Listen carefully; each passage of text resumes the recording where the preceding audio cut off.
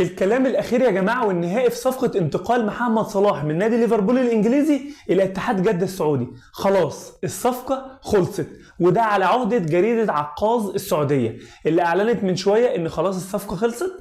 نادي ليفربول هياخد 109 مليون دولار ومحمد صلاح هياخد 216 مليون دولار. خلاص الصفقه خلصت رسميا. بكره او بعد محمد صلاح خلاص هيروح بطياره خاصه، السعوديه بعتوا له طياره خاصه تجيبه من انجلترا للسعوديه. ده اخر كلام.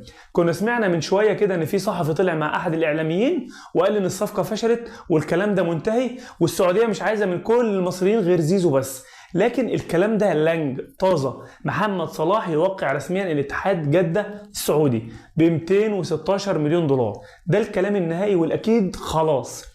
اما عن المهاجم الاهلاوي الجديد بقى، المهاجم اللي جاي الاهلي جديد، قبل ما نقول المهاجم بس ما تنساش لايك وكومنت وشير وسبسكرايب وتفعل زر الجرس علشان يوصلك كل جديد. المهاجم ده يا جماعه اسمه باتريك ايجي مانج، يعني بص جاي من ايجيبت. المهاجم ده من غانا، عنده 22 سنه، طوله 193 سم. مهاجم طوله 193 سم، يعني حاجه هيدرز، شكله هيدرز جامد. كان بيلعب في امريكا في نادي اسمه شارلتي الامريكي. المهاجم ده خلاص الاهلي بيخلص معاه وعمره 22 سنه، عيل صغير ورور. وكمان سمعنا اخبار ان عادل القيعي تعبان وراح يكشف او خرج او سافر يكشف او خرج يعمل فحوصات طبيه، لكن شكله راح يخلص الصفقه. شكل عادل القيعي سافر يخلص صفقه باتريك. عشان كده الاهلي كان مكتم.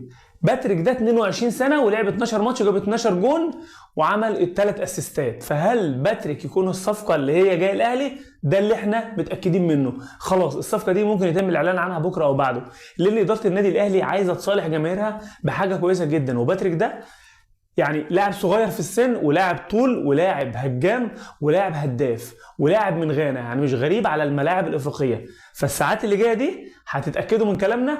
وبنقول لكم كمان ان سوزا هيجي في يناير، لانه هيبقى فري في يناير وهيجي، رغم ان النادي بتاعه ما بيفكرش صح، لانه في يناير هيبقى فري. فهو لو باع دلوقتي النادي الاهلي ب1,200,000 دولار هيبقى هو كسبان، لكن هيخسروا في يناير الجاي واللاعب هيجي الاهلي فري. يعني الاهلي مش خسران يجيب مهاجمين ثلاثه، ايه المشكله؟ ما يجيب. لكن بعد كده هيحاول يخرج لاعب من الاجانب عشان يسجل اللاعبين اللي جايين جداد. دي كانت اخبارنا. ما تنساش اللايك وكومنت وشير وسبسكرايب في القناه وفعل زر الجرس علشان يوصلك كل جديد.